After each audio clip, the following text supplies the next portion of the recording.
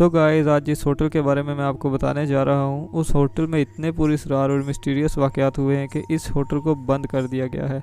अगर आप सच में हॉरर लवर हैं तो आपने इस होटल का नेम पहले भी ज़रूर सुना होगा। समझ नहीं आ रही कि कहाँ से स्टार्ट करूँ, क्योंकि यहाँ बहुत ज़्यादा बुरे वाक़यात हुए हैं। यहाँ तक कि गूगल पे इस होटल की हॉन्टेड हिस्ट्री के हवाले से पूरा विकीपीडिया पेज आपको मिल जाएगा। तो गाइज़ इस होटल में जो पहला सुसाइड केस था या फिर खुदकुशी कह लें, वो हुई थी 1931 में, और उसके बाद अमवात का सिलसिला जो है वो चलता चला गया। 1944 में एक औरत ने अपने न्यू बॉर्न बेबी का मर्डर कर दिया था, जो कि इसी होटल में ठहरी हुई थी। गाइज़ लोगों ने इस होटल का नाम मौत का होटल भी रख दिया था। इस होटल का एक्चुअल नाम सीसिल होटल है। 1962 में इसी होटल में ठहरने वाली एक औरत ने 19th फ्लोर से छलांग लगा दी थी और एक शहरी पर जा गिरी थी, और जिस वजह से उन दोनों की मौत मौके पर ही वाक़या हो गई थी। और फिर कुछ अरसे के बाद दो लड़कियों ने भी ऐसे ही सुसाइड किया, बिल्डिंग के फ्लोर से जंप करके अपनी जान गंवा दी। गाइस मिस्टीरियस बात यह है कि पता नहीं उस होटल में कोई ऐसी अनदेखी मखलूक है जो इन लड़कियों को मजबूर करती थी सुसाइड करने पे, क्योंकि गाइस इस होटल में ऑलमोस्ट 24 सुसाइड्स हुए, जिसमें मर्द और औरत दोनों ही शामिल हैं। जैसा कि दो मर्दों ने अपने आप को शीशे के सामने खड़ा करके अपने ही सर में गोली मार ली थी, और उन डेथ्स का एक मिस्ट्री बन के रह जाना ये उससे भी ज़्यादा अजीब बात है। तो गाइस 1964 में इसी होटल में ठहरने वाली एक खातून जिसका नाम गोल्डी ओसगुड था, उसका कत्ल भी बड़ी बेदर्दी से किया गया, और उसका केस भी आज तक एक अनसॉल्व्ड मिस्ट्री बन के रह गया है।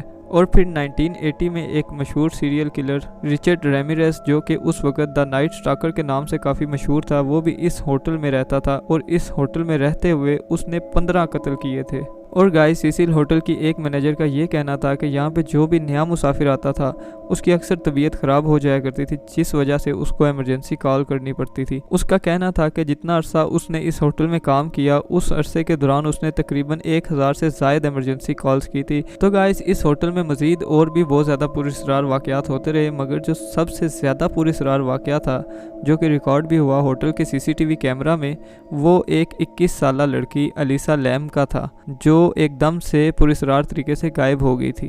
तो गाइस अलीसा लैम के गायब होने के कुछ अरसे बाद जो लोग उस होटल में ठहरे हुए थे, उनकी शिकायत थी कि बाथरूम के पानी से बदबू आती है। तो जब इन्वेस्टिगेट किया गया तो पानी के टैंक में अलीसा लैम की लाश मिली थी। अलीसा लैम की इस मौत ने पूरी दुनिया को चौंका दिया था, क्योंकि उसकी मौत से एक दिन पहले की जो वीडियो थी वो आप भी देखें ज़रा। तो गाइज़ आप सब के लिए एक चैलेंज है कि अगर आप अभी तक इस वीडियो को देख रहे हो तो नेक्स्ट 5 सेकंड्स के अंदर आपने इस वीडियो को लाइक और चैनल को सब्सक्राइब करना है।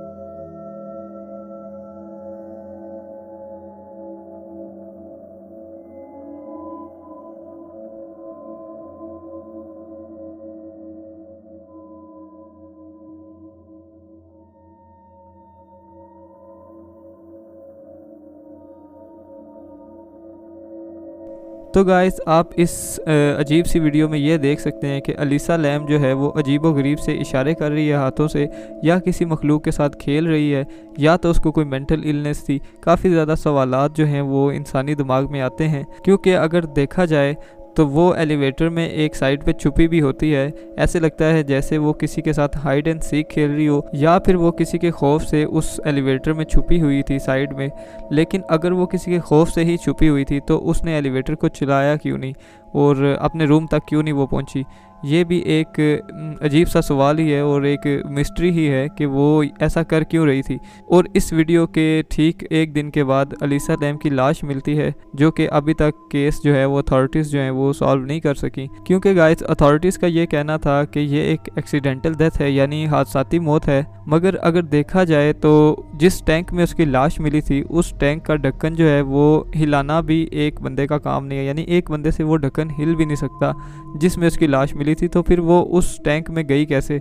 और दूसरी चीज़, उस रूफ टॉप का जो दरवाज़ा था उसकी चाबी अलीसा लैम के पास कैसे आई। इन्हीं सवालात का जवाब जो है वो अथॉरिटीज़ आज तक दे नहीं सकी, और ये केस भी एक अनसॉल्व्ड मिस्ट्री बन के रह गया है कि वो उस टैंक में गई कैसे, इतना भारी उसका ढक्कन होने के बावजूद उसको उसमें किसने डाला और उसको कैसे किसी ने कत्ल किया, या उसके साथ क्या वाक़या पेश आया, ये आज तक कोई पता नहीं लगा सका। जबकि गाइस अलीसा लैम की मौत से पहले जो मौतें हुई हैं उनके बारे में भी कोई पता नहीं लगा सका, ना कोई क्लू मिला, ना कोई प्रूफ मिला कि ये किसी सीरियल किलर का काम है या फिर कोई और चक्कर था। क्योंकि जहाँ तक अमवात का सिलसिला है, जहाँ तक सुसाइड केसेस का समझ में आता है, तो ऐसे ही लगता है जैसे वो होटल जो है वो हॉन्टेड है। क्योंकि बहुत से लोगों का ये भी कहना था कि उन्होंने वहाँ पे अजीबो-गरीब सी आवाज़ें सुनी। जो होटल का 6th फ्लोर यानी 6ठा फ्लोर था, वहाँ पे उन्हें अजीबो-गरीब सी आवाज़ें सुनने को मिलती हैं, जैसे फ़ील होता है कि वो जगह हॉन्टेड है। और ऐसी क़ुव्वत जो इंसान को मजबूर करती है सुसाइड करने पे, एक माँ को अपने बच्चे को मौत के घाट उतारने पे, तो ऐसे ही लगता है कि वहाँ पे शयातीन और जिन्नात का बसेरा है, जो वहाँ पे किसी और की मौजूदगी बर्दाश्त नहीं कर पाते हैं, जिस वजह से वो लोगों को मौत के घाट उतार देते हैं। खैर गाइस, इस होटल को 2017 में बंद कर दिया गया था, और अब यहाँ पे लोग जो हैं वो देखने के लिए आते हैं, क्योंकि इस होटल से रिलेटेड जो स्टोरीज़ हैं उनको सुनने के बाद लोग इसका रुख ज़रूर करते हैं, जो हॉरर लवर हैं, और इस बिल्डिंग को देखने के लिए स्पेशली वो जाते हैं। बाकी गाइस, जो भी वहाँ पे अमवात हुई, जो भी सुसाइडल केसेस थे, जो भी वहाँ पे डेथ्स हुई, वो या तो किसी जिन्नात का काम था या फिर सीरियल किलर्स का काम था। ये गाइस अल्लाह ताला ही बेहतर जानते हैं। मेरा काम था आपके सामने फैक्ट्स रखना, स्टोरी रखना। अब आप अपनी राय ज़रूर दीजिएगा कमेंट्स में कि इस फुटेज को देखने के बाद आपको क्या लगता है। क्या अलीसा लैम जो थी वो मेंटल इलनेस का शिकार थी या फिर किसी शयातीन की वजह से पोजेस्ड थी। तो गाइज़ मुझे दीजिए इजाज़त, इंशाल्लाह मिलेंगे नेक्स्ट स्टोरी के साथ। अल्लाह हाफिज़।